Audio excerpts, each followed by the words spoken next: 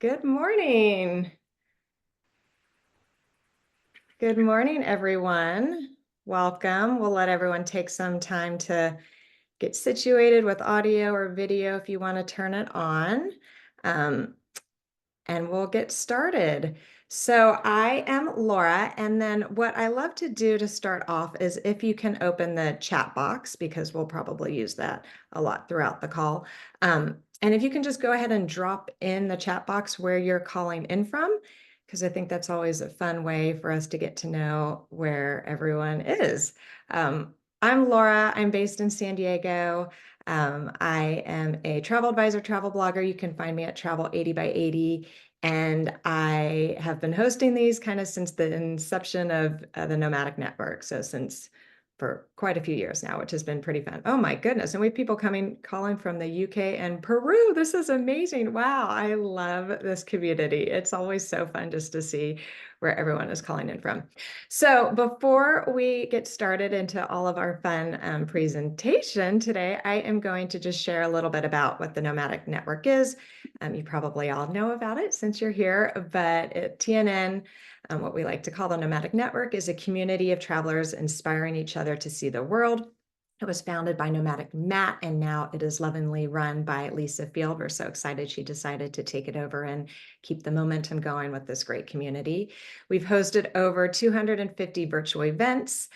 You can find everything at thenomadicnetwork.com, and we have lots of tours coming up in 2025. We're kicking them off then, so definitely check out the website for more information on all of that. And then, of course, always follow us on our Instagram. You can subscribe to our YouTube channel. Obviously, you know how to register for virtual events since you're here today. And then come travel with us on our community tours, and I'll share a little bit more about that at the end of the call too, in case it's something you're interested in doing, because we have a lot of really cool, exciting places. A couple event reminders. If you want to turn your video on, go for it. I know sometimes it's morning. Well, for some of you, I know it's probably late evening. But I'll definitely keep everyone muted on the call. And that's why we use the chat box to just share tips, connect with each other. And this is where you'll also ask your questions. So as we go through the presentation, as Calen, our speaker, is talking, if you have a question, just if you can write the word question first, and then I'll make sure I keep track of all of those and get them answered for you at the end of the presentation.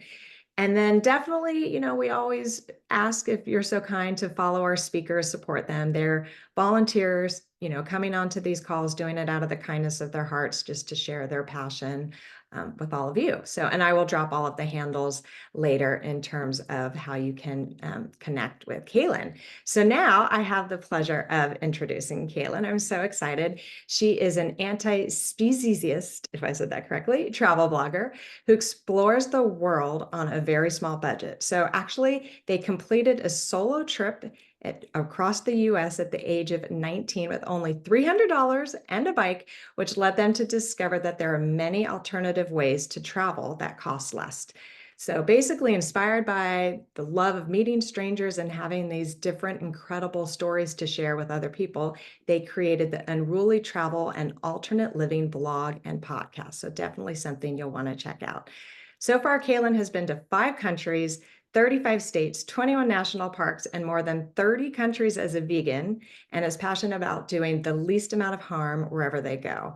They wrote and published The Art of Unruly Travel on a Budget. It's a travel guidebook to make travel more accessible to all. So incredible things that Calen has been doing. And today they're here to talk about dispelling misconceptions about sustainable travel. So Calen, I will let you take it on over from here. Cool. Thank you so much. Um, all right. I'm very excited to talk about this. I feel like there's a lot of different things in the air about sustainable travel and what it really is it even possible? Like it's hard to figure out. So thank you for that great introduction. Let me share my screen so we can get this presentation. Let's see. All right, am I up there? Let's see. It's just a little blurry, so Oh, okay. I can't see the present. Oh, there. Okay. Let me do let me know.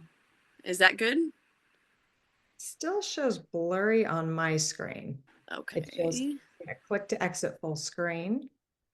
We were just laughing about this because you're saying you practice so many times I and know. then you go through it, and then the one time when you're live, it never works. That's just the Yep. way it goes. Well, is it okay here? Can you see it this Yeah, way? that's Okay, perfect. I'll just do Yeah. it this way then, I think. I think it says present at the top. Yeah, when I do that, that's when I'm doing present full screen now. Is it No, not blurry that. for No, not that one. The one at the top.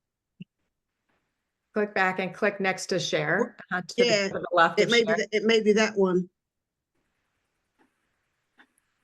present full screen? Is Can it you see blurry to it? everyone else? Yeah. You can't, I can't, I don't know how to describe it. You just can't see it. Yeah. But now Okay. we can see it. Okay, we'll leave it in there then, so you can see it. All right. Thank you. If it goes blurry again or something weird, just let me know. Okay. Um, all right. So yes, we're talking about sustainability in travel and why it matters, right? So first of all, I'm Calen Otto. I got a great introduction, so thank you for that. I use they them pronouns, and I'll share some more information about myself at the end if you want to follow along and learn more. So like you mentioned, when I was 19, I did this bike trip across the USA, and I grew up in Ohio, and I'd actually never been west of there. So this was pretty huge for me. I'd gone abroad for a year and been an exchange student. And then when I came back, I really wanted to travel. There, long story short, I had a broken foot. I didn't have a lot of money. And as it was healing, I was sort of thinking, how can I get out and travel? I had the travel bug and decided that I would do a bike trip across the country and just work for everything as I went. I had heard that there was a woman who would like travel and work in exchange for everything as she went. I don't know this woman, never met this woman, never heard about her again, this fictitious woman, but I was like, sure, I can do that. Um, and so I did, and this was my route from Virginia all the way to California. And when I did this, there were four things that I basically had to focus on every single day. And that was obviously food. And I did this by dumpster diving, working at restaurants in exchange for food, meeting people along the way and like sharing food with them, and then shelter. So this, it might be a little hard to see, but this is my tent here and my bike. So I would set up in parks where it was permitted. I would couch surf. I would meet people and stay at their homes. Um, and then transportation. I was on my bike. I had an accident, like a bike crash during this trip. So I actually ended up taking buses as well, Craigslist ride sharing, hitchhiking, all that good stuff. And then clothing and gear. Since I hardly had any money on this trip, I was getting a lot of stuff like out of free boxes and thrift stores, and people just giving me things I didn't want anymore as I went.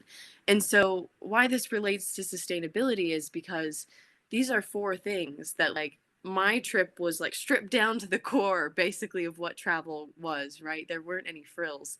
And these are the four things that I had to focus on every single day. And these are four things that all of us have to focus on, whether you're doing a luxury trip or something like this. Um, and these are the four things we're going to talk about today when it comes to sustainability, because these are the pillars of our travels around the world. And we're going to dispel some myths in each category and talk about how you can do this a little more sustainably. And then the last one that I wanted to mention is joy, because that was part of the trip too. Right? I was meeting all of these incredible people and hearing their stories and learning so much along the way. And I also think that joy is a big part of sustainability, because when you start to live in this way that's more mindful, that's lighter on the earth, I think there's a lot of joy that comes with that.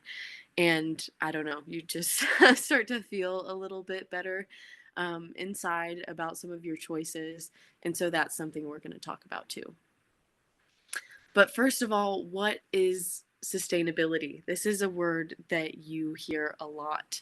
And one of the definitions that I really like is this ability to meet your own needs without compromising resources for future generations. So when we talk about sustainability, it's not only am I getting what I need now in this way that's like okay for the earth, but are future generations going to be able to take care of themselves as well? And I think that's super important, especially where we're at right now with climate change and overconsumption and all of these things.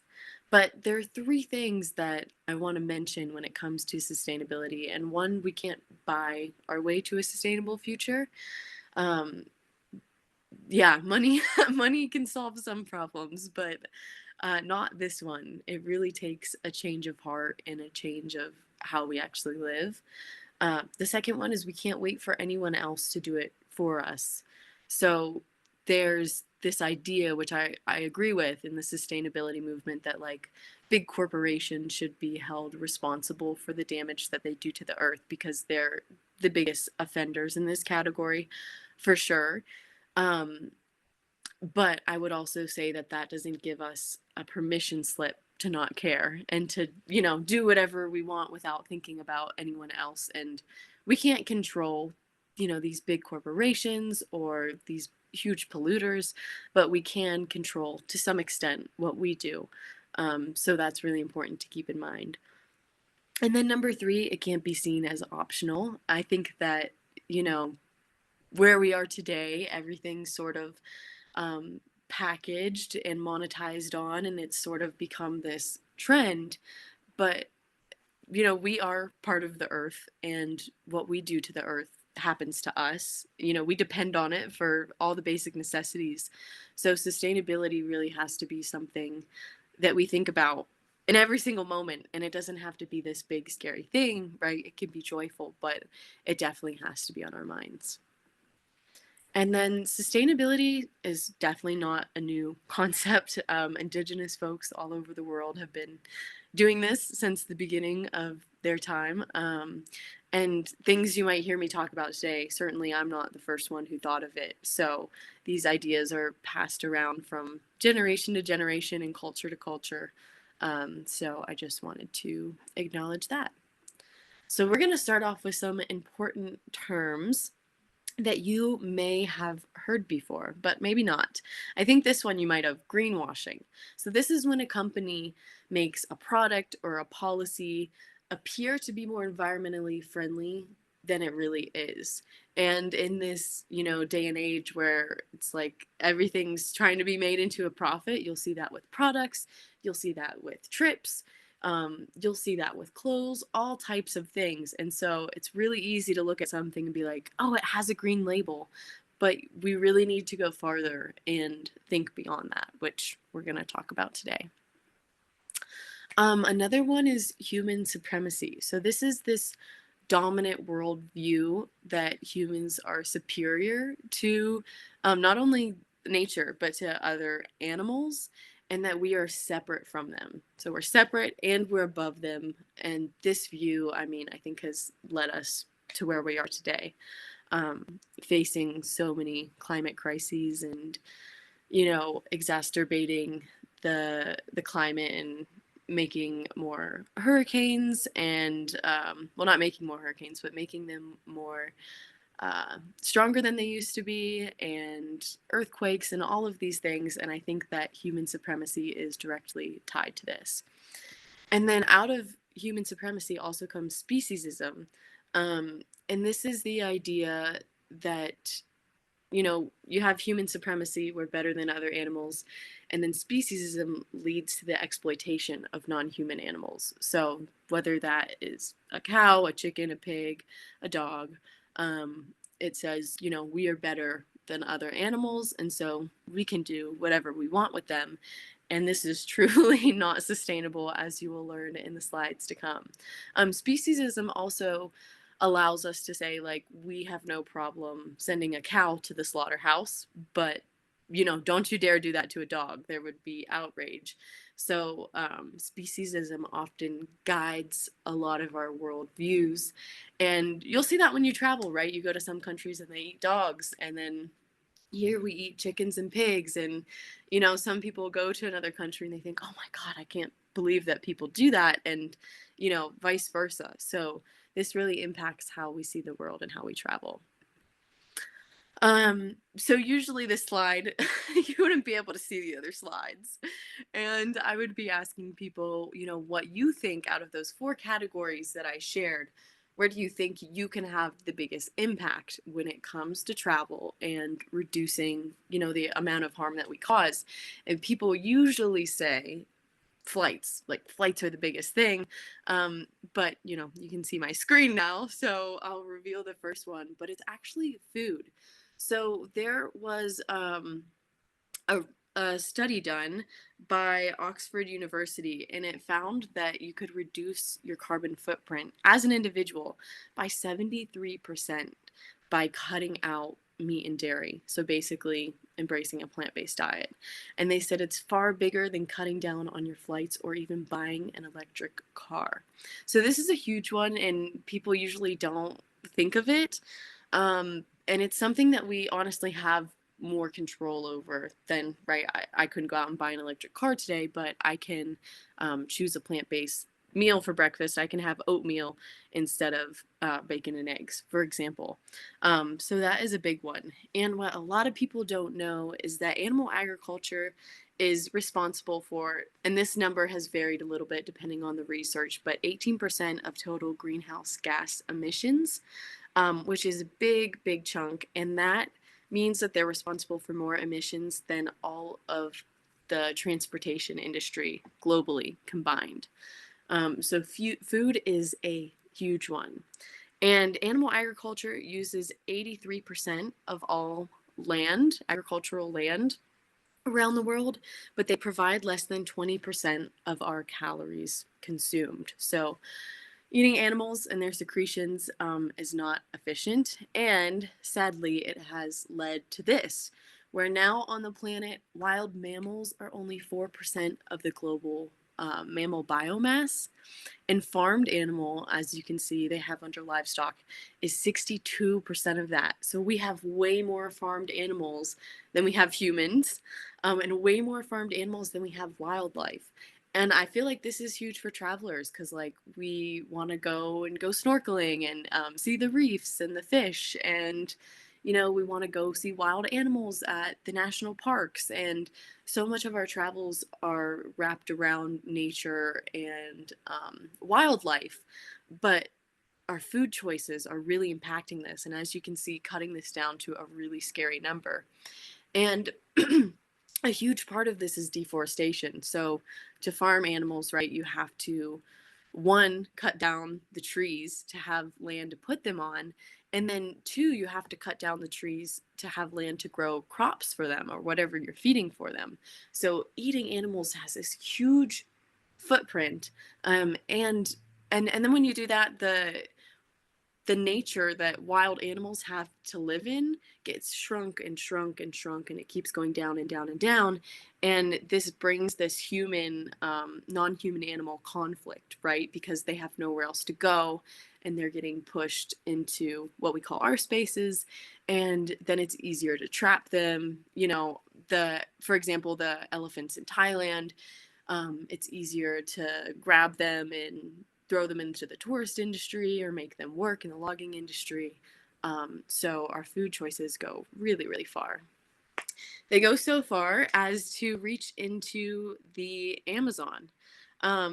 And today, 41% of global deforestation and 80% of Amazon deforestation as a whole is driven entirely by beef production. So these are 2 images over here that you probably wouldn't usually think of together, right? Like eating a burger, you're like, oh, this is a great time, I'm on vacation. But this image right here is the reality, is it leads to, slashing and burning in the Amazon. And In 2021, it was discovered that due to deforestation, parts of the rainforest started emitting more carbon than it held, which should be a huge, huge wake-up call to us. And um, I've done like food justice work and outreach for a while now, and one thing you hear a lot is that food is my personal choice. And while that's true, to some extent, we're able to choose what we eat, whatever's accessible to us. Um, I would argue that it's really not a personal choice because it has such far reaching consequences, right? Like eating a hamburger here today is, burning down the Amazon rainforest in Brazil, which is impacting the wildlife there and the indigenous folks. So I really have come to not see this so much as a personal choice over the years. And then people usually say, okay, well, if I'm not going to do, this type of meat, I'll do grass fed because it has been greenwashed, that word we talked about earlier, to appear as if grass fed products are better for the environment and sometimes beneficial. That's absolutely not true. You have to think of it this way. If you're going to raise animals in, a confined area versus this big space, you're taking up more space when you're raising them on pasture. So if the whole world actually transformed to grass-fed beef, there was a study done, it would require 30% more cattle, and as you know, we already have a lot, and increase beef's methane emissions by 43%, which is huge. This would also cut into more wildlife habitat loss, um, disrupt fresh water, soil erosion, all of these things. So that is definitely not a solution to this problem. And even the lowest impact beef that there is right now is responsible for 6 times more greenhouse gases and 36 times more land use than plant proteins such as peas, for example. So that is huge. So when we travel, I always advocate for people to choose a plant-based diet when you travel and when you're at home. I have a lot of resources about this on my blog, so I'm always happy to talk to you about this. Um, and yeah, it has so much more of an impact than you think it would. Another thing people say is, well, I'll just eat local meat, for example, or local eggs or whatever it is. But the footprint of the transportation of the food only makes up 11% of that food's carbon footprint. So where it came from, while it's definitely important, and I always encourage people to eat food as locally as possible, when it comes to like plant-based versus meat, that doesn't matter quite as much. So there's good news. There are things you can do. There was a study done and it showed that if everyone stopped eating animal-based foods, global farmland use could be reduced by 75%, which is huge. I mean, can you imagine an area equivalent to the size of US, China, Australia, and the EU combined could be rewilded, could be, outdoor parks, could be national forests, what have you. That would be a lot of land, and that would be really, really good for the planet and for our health. So the things you can do, obviously choosing plant-based meals. When you're in a new place or when you're at home, if you can support the local markets and farmers markets, that's huge. If you can meet someone who grew your food and ask them questions and get curious about that, that's huge. And for people, they're like, I want to do this, but I have no idea where to start. I'm definitely here to ask questions. But Happy Cow is a website and app that helps you find plant-based food around the world. I mean, I've been in some countries where I'm like, I don't know, we might have a little bit of trouble here. And you go on Happy Cow, and other people, have found those meals and left reviews. And it's really helpful. And then also when you travel, something fun to do is to take plant-based cooking classes and food tours. There are vegans and people who eat plant-based around the world in every single country, on every single continent that I've been to. They're there. You just sometimes have to look a little bit. And it's really fun to see someone's food culture through that lens, that is more environmentally sustainable. So I highly encourage that. The second one that we are going to talk about is accommodation. So this funky looking house is not the house that I live in. But I will show you that house coming up. But there was a study that showed that cob production reduces 75 to 82% of global climate impacts when compared to conventional materials when you're building. So cob is a type of natural building material that is used around the world in different places. I live in a cob house, and I've been to one in Morocco and other countries. And so this is what this looks like. And this is an alternative style of living. In the US, you know, you're not going to see this everywhere when you walk down the road. But in other countries, people, you know, really depend on natural building. And it's a really cool thing to sort of play around with when you're traveling. So if you're like, oh, I think this is really interesting, I would like to see how that works, you can always find other people on your travels who are renting out homes like this and dabble in that and see if it's something that you like. So, for example, here's how we do, you know, everyday things. It's a little bit different than other people, but we have a compost toilet, so we're not wasting clean water every time that we use the bathroom. We have a wood stove for heat. And this over here is our hillbilly bathtub I like to show, which is very alternative. You use it by, you know, lighting a fire underneath, heating up the water, and it's really fun. You know, I mentioned the joy before. I really love living like this. I know that it's better for the environment, but also I tend to feel a lot healthier this way. And, you know, living off grid or in a natural building is not something everyone's used to. So I'm not saying people have to like dive into that or switch up their whole life. But when you travel, this could be a really fun time to see how other people live and learn about some more eco-minded solutions when it comes to buildings. So here's a few photos of natural buildings we've stayed in around the world. This one right here was in Ecuador. This was in Morocco. It kind of looked like a tiny palace. And this was in Guatemala, where they actually built a house around the tree, which was really awesome. So when you are traveling, I encourage you to stay in locally owned places or homestays and intentional communities. And I think a lot of people think, oh, that's just for hippies, you know, that's not sort of my thing. But you can find some really nice places where people are thinking about the accommodation and its impact on the planet. So if you ever hear compost toilets or people are serving plant-based meals, that's always a good sign. And to find places like this, sometimes you have to look past the first page of Google and dig a little deeper. But I think that one of the biggest things is using resources that the community already has.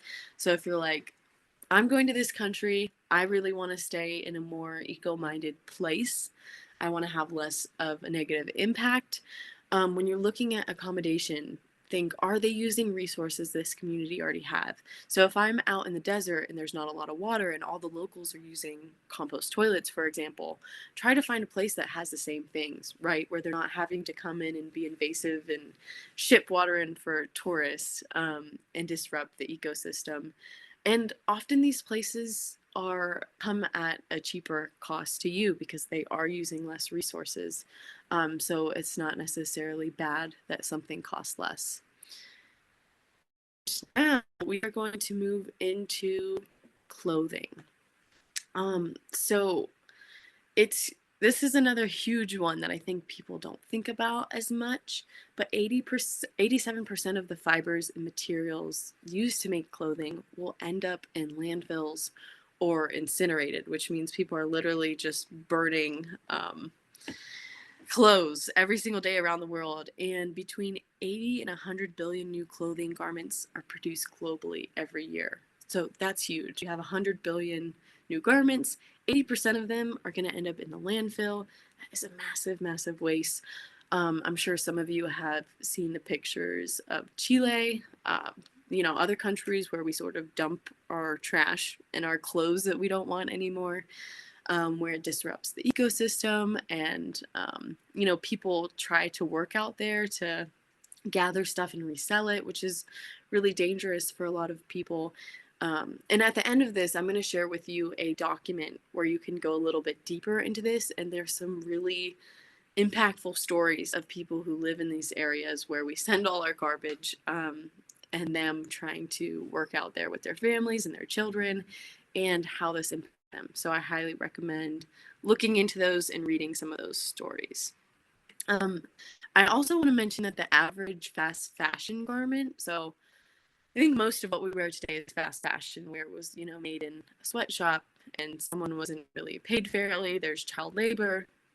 Um, uh, Everything, the average number that things are worn today is 7 times before they end up in a landfill, which is wild, wild, wild that we would wear something 7 times and then, get rid of it.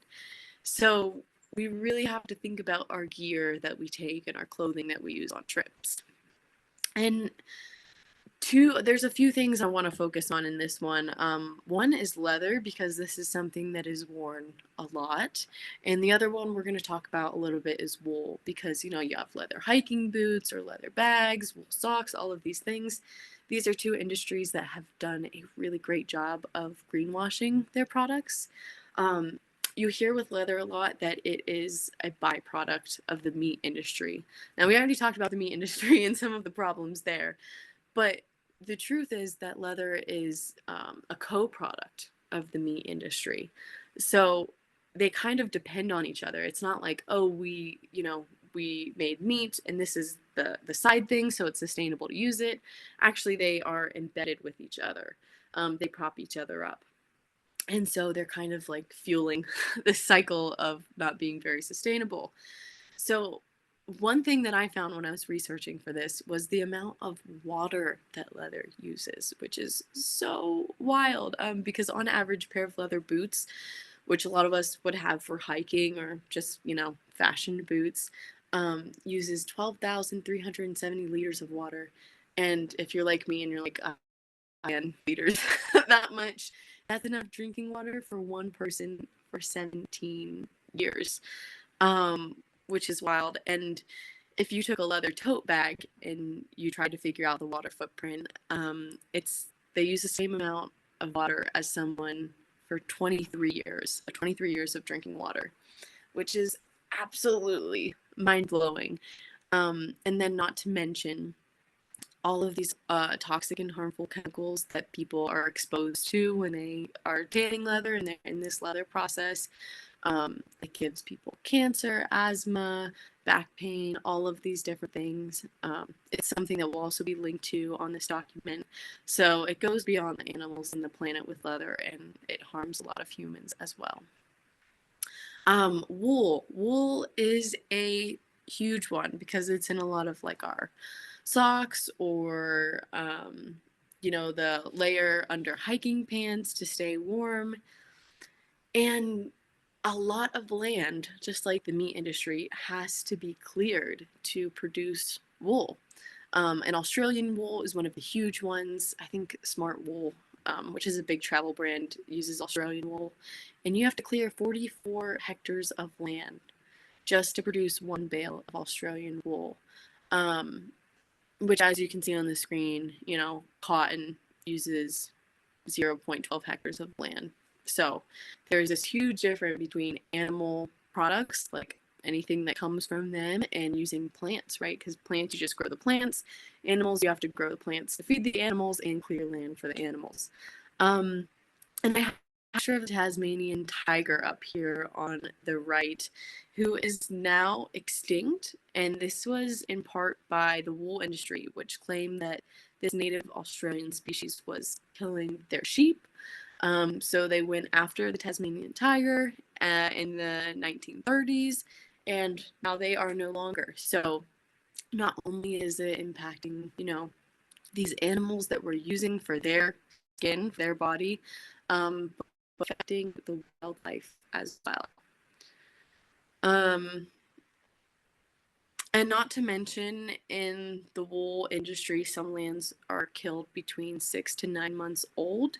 Others are alive for 5 to 6 years before they're killed. So a lot of these products, we think of as not harmful to animals, but they truly are. So when it comes to clothing and gear, what can you do? Now, there's never any one thing you can see and say, oh, this is ethical, this is sustainable because I read it on this label. You always have to look deeper.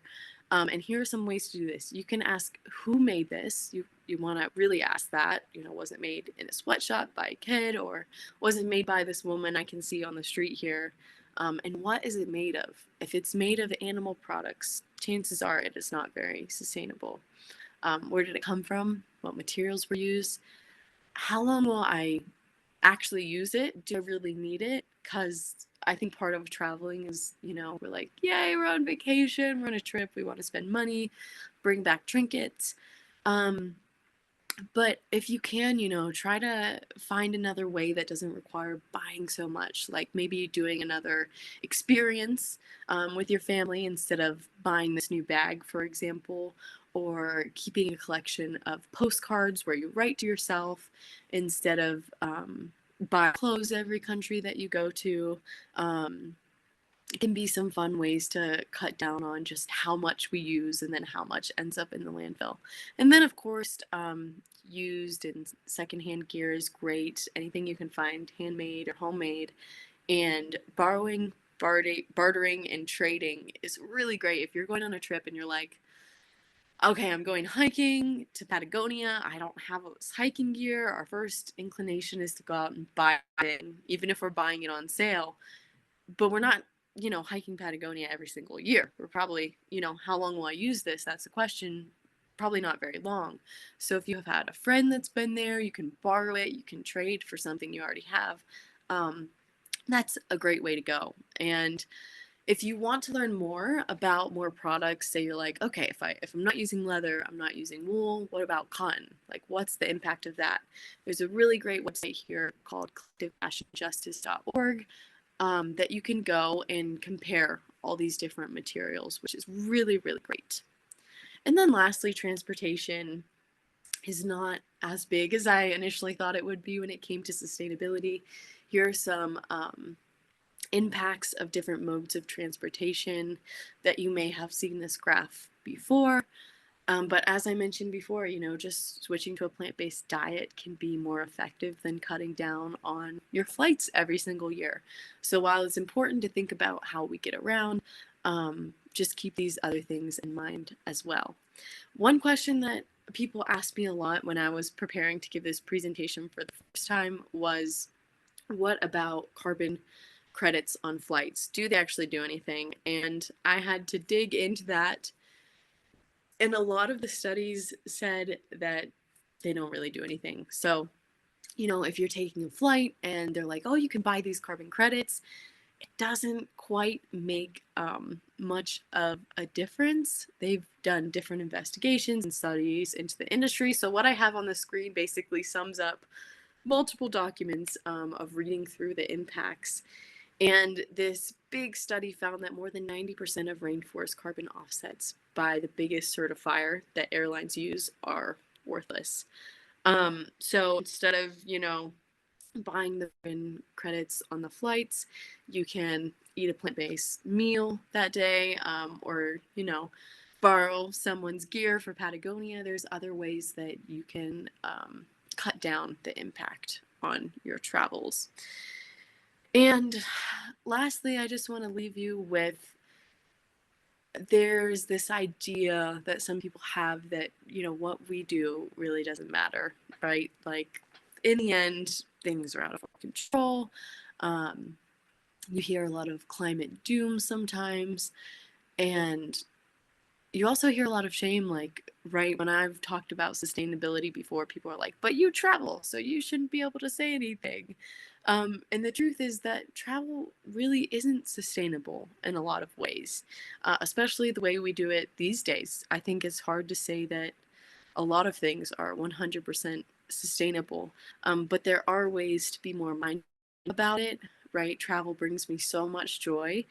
And while I do care about the planet, this is something that like really enriches my life. So I'm asking, how can I do this in the best way possible? And how can I enjoy doing this, right? Like, for some people, being off grid may seem so scary, but, after I tried it and learned more about it, it was like really fun. It was this really great adventure. So approaching some of these new ideas with curiosity is really important. And yeah, I have this little QR code here that you can scan if you want to learn more. I basically have a document. It goes into every topic that I talked about, has some really cool stories that you can read, has some more information.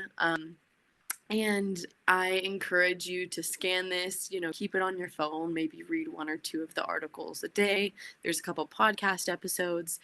And this is a great way to prepare for your next trip and also be empowered, right? If you don't know these things, you don't know what you're contributing to, you can't really make these decisions for yourself. But once you do, you can think, okay, am I making this a world where future generations are going to be able to travel like I do? And are they going to be able to go see Patagonia and go see elephants in the wild? Like, we want future generations to be able to do all these things, and that starts with us being informed and empowered. So I hope you learned some new information from today's presentation. I love talking about this, so you can ask me any questions you have. On that document, you'll find a lot of the sources from some of the facts I shared today. And as they mentioned at the beginning, I do have a travel guide that I wrote after doing this bike trip across the US.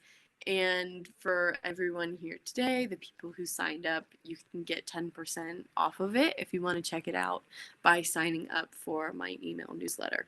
And they're going to send you this presentation as a PDF, I think. So you'll be able to click on that link and get that 10% off if you're interested. But yeah, that is everything that I have to share with you, and I'm excited to hear if you have any questions. Calen, that was amazing. I feel like and you can stop sharing your screen too. And I dropped in the chat box all of the different ways to connect with you. So there's lots of different ways, so no excuses. So hopefully everyone can connect with you. But wow, just so informative. And then so many astonishing facts that I'm kind of blown away by that I just had no idea. It's fascinating. So I have quite a few questions myself, so I'm going to ask some of mine. But if any of you on the call have questions as well, you can just drop that in the chat box and then I can ask that for you. So kind of my first question, just because we were just last talking about that, what was the hardest part for you about switching to a plant-based diet? Yeah, that's a really good question. So I stopped eating most animals when I was in like fifth grade. So that wasn't quite hard for me because I had this inclination when I was young. I was like, I love animals. Like, I actually love them. I don't want them to be harmed. And my grandparents had a farm, right? So they like killed animals, they farmed animals, and I was there in it, and everyone thought I was losing it when I was like, I'm not gonna eat them. So that was already like just okay for me. But I think giving up dairy was the hardest because cheese, in particular, becomes so addictive to us, and it was something that I ate all the time. It's so good, right? Like the taste, the flavor, all that. Um, and there were not a lot of vegans in the world. I didn't know any vegans ever when I went vegan. Um, I just learned about the cruelty of the dairy industry and I didn't want to support that. So that was really hard. It was hard, one, giving up dairy, like physically, and two, not knowing anyone who was doing what I was doing. It felt really isolating. You get made fun of a lot, at least back then. But after I found other people who did it and cared, and they're like, oh yeah, it like became normal. It wasn't a hard thing. And now you have so many delicious alternatives like plant-based cheeses, anything I want to eat that I ate before, I can still eat. And a lot of what we like from meat, for example, is the flavor, like the seasoning. Like, people usually don't like just raw meat. They would find that gross. It has to be cooked and seasoned. And so a lot of people, when they cook plant-based or restaurants, they're just seasoning things really well, and you can still get that same texture or taste that you're comfortable with, that you're familiar with. So I think, yeah, that was the hardest. But once I found community and realized people all over the world have done this for a really long time, I was like, oh, now it's like, I don't even think about it. And then what about traveling when you're going to different locations, countries around the world? Is there anywhere that you've found that has been maybe the hardest in order to find those Hmm. type of food options, or maybe the easiest? I'd love to know kind of both. Yeah. I I think that there wasn't a particular place that was the hardest. It was more where I was at on my journey. Like I went to Chile as an exchange student right after I'd gone vegan. Like I had just gone vegan and I had traveled for the first time out of the country and I was there for a year. And so it felt really hard because I was like, oh my, I don't know what to eat. Like I don't speak the language. It was really complicated. But yeah, now I look back, I'm like, oh, that could have been a breeze. So I think it's more about your step on the journey. At first it feels really intimidating.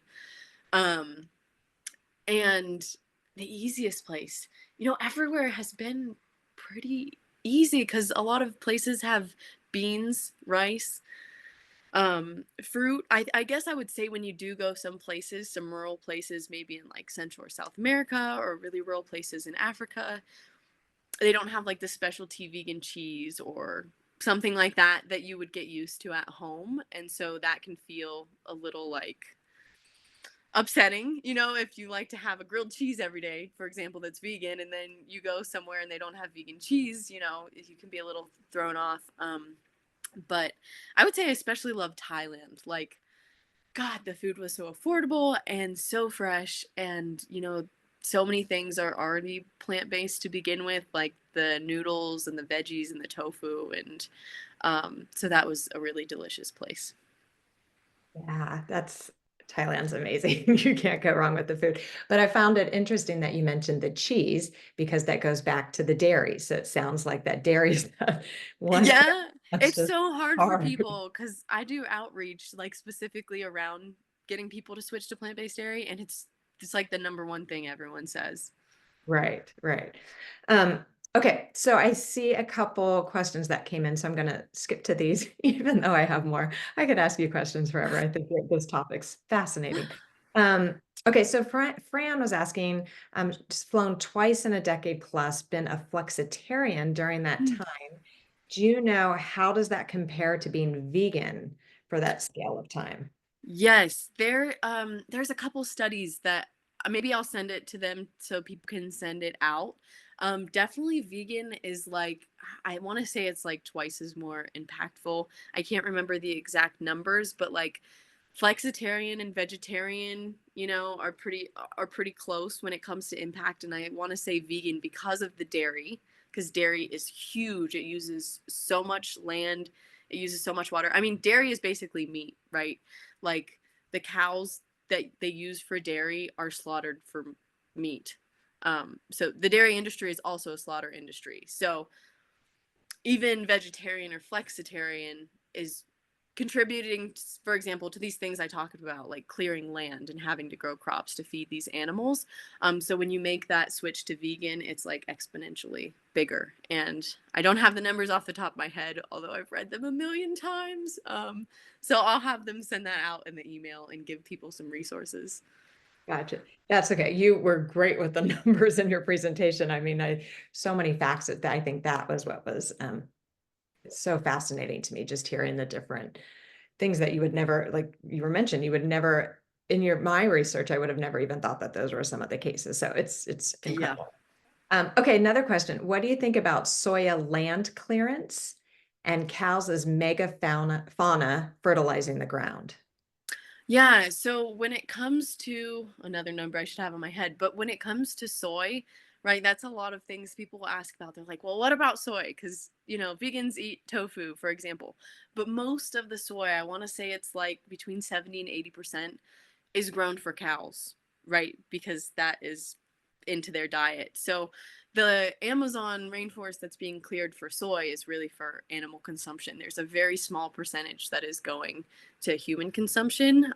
So that's really not something that, plant-based folks are worried about because most of it's going to animals. And then when it comes to regenerative agriculture, which I think is what they're sort of talking about, um, a great website that you can go to is a wellfedworld.org. Their whole thing is dispelling myths around this, about the manure, about the methane, right? When cows like fart, burp, which is huge, about grass fed, pasture raised, all of these things. They have so many incredible resources that are really like broken down into layman's terms. Um, because yeah, the there's this regenerative agriculture myth that, right, we can use their poop as fertilizer, but along with that, you have the burps and the burps and the farts and the methane and the land clearing. So it really doesn't add up to be something that is a positive for us or for the planet. Okay. Wow. Again, fascinating. Um, okay, so now you talked a little bit about wool and leather and some stats around that. What about different alternatives like cork, fungi? A lot of that stuff maybe isn't as out there yet in the research. So just curious what you've come across. Yeah, another good one in addition to that is cactus. Like there's really awesome cactus leather, mushroom leather, for example. There's a lot of really cool alternatives, and you have to think the meat and dairy industry are huge, right? They're like they're some of the biggest greenhouse gas contributors in the world. So they're super powerful. They have lots of money. These are things that we have just come to depend on because they're there, because they have so much money. And these resources that you're talking about are not as widely known yet. But on this fact sheet, actually, that I had on the scan code, I met this incredible woman in Mexico City who makes gorgeous like bags, pants, clothes out of cactus leather. So this is starting to catch on more. And sometimes these things are still more expensive, right? Because also the meat and dairy industry are subsidized heavily by the US government.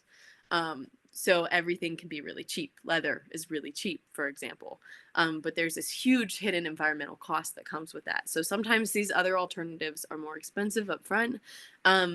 But every alternative that I've found, like that you mentioned, has always been better than leather. So it's even synthetic leather, which is sometimes not made in the most ethical way, is still better than animal leather.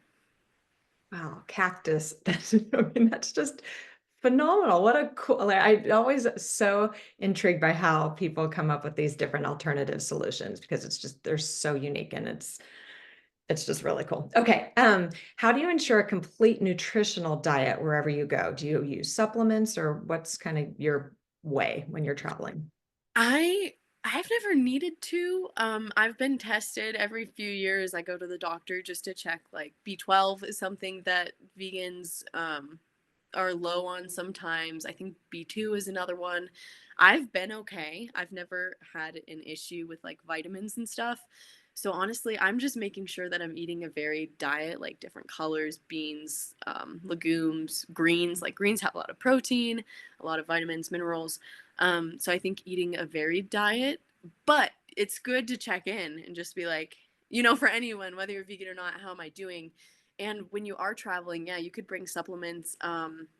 What's that company called? They have the greens. I want to say it's like G1 or something, but they have, little packets you can take with you and just mix into water that has different vitamins and minerals. So it's super easy to bring something like that with you just to make sure you're staying on top of all the nutrients that you need. But usually, if you're eating enough food, you're eating enough calories, and you're eating a lot of plants, you're usually getting everything you need. Okay, perfect. And then I just have one final question. So the homes that you mentioned that you find when you're traveling around to you mentioned Guatemala, I think Ecuador, and you say, go to I love that you say go to the second side of Google. Or a second page of Google. What do you normally type in? Like eco-friendly homes? There's not, I'm assuming, one website that lists them. You're just having to do your own search for that? Yeah, so if you go online and you want to search for something alternative, you're going to find a lot of those homes like on eco communities, or like an eco village. I would say that's a great term that you could search for. But I want all of those places that I showed in that photo were from Airbnb. That was us looking on the Airbnb website. And I travel on a small budget, so it's like our budget meter is down. a lot, and these were some of the places that came up. That like the one with the tree that came through was like I think $30 a night, and we split it between two of us. It was right on the lake, like gorgeous. So some of these places you'll find even on Airbnb. You just have to go back a little bit. Um, and it seems that once you tap into it a little bit, like you find the first one, you'll figure out what to look for as you continue on. And they seem to get, like, I don't know, now I feel like we find them everywhere, where at first you really had to search for it. But those are some good things to type in. You could also search for like Cobb House or off grid place in whatever destination you're going to. Okay, that's perfect. And then I know Fran mentioned Woof, which I've heard a lot as well. A Yes. lot of people use that. So, okay, great. Those are great suggestions. All right, so I'm going to leave just with one last question. Do you happen to have a resource for synthetic leather over leather being better, so to speak? Yeah, if you that website that I showed, collectivefashionjustice.org, I believe it was that in that order. They have like all the guides that compare synthetic versus animal, versus cactus versus whatever. But you'll definitely find that there. Okay, perfect. Amazing. Thank you so much. And then I had already dropped all of your information. So please, everyone, go follow Calen on all the different amazing sites you have, your blog, your podcast. And then I just dropped in the handle or in the chat all of our different TNN Nomadic Network avenues that you can reach out to us as well and follow along, get replays of this and our other events.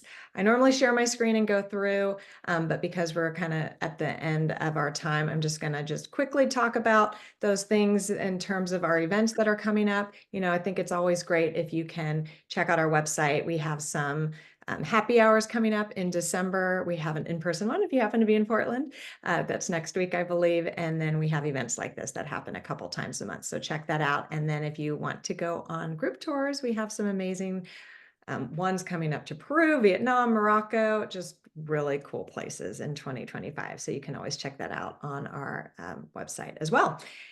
And that is it. So thank you all so much for joining, and Calen for just walking us through this really important topic. I think that's you just did a really great job of talking it through and giving us the guidance, I think, and inspiration we need to follow this in our lives as well. So I really appreciate it. Thank And you. Thank you, Laura, for hosting. yeah, it was I've learned so much. It's amazing. Hopefully it's not overwhelming. Like it's a hard No. topic.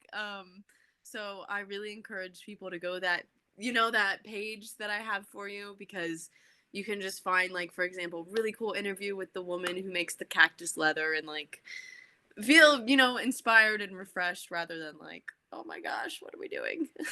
Yeah, no, I love it. It's just different ways to think about everything that, like you mentioned, the cactus leather. I never would have thought of that. So it's great resources. So thank you. And then hopefully we'll see you all on the next one that we have. Thanks for joining us today. I really appreciate it. And then I am going to stop our recording.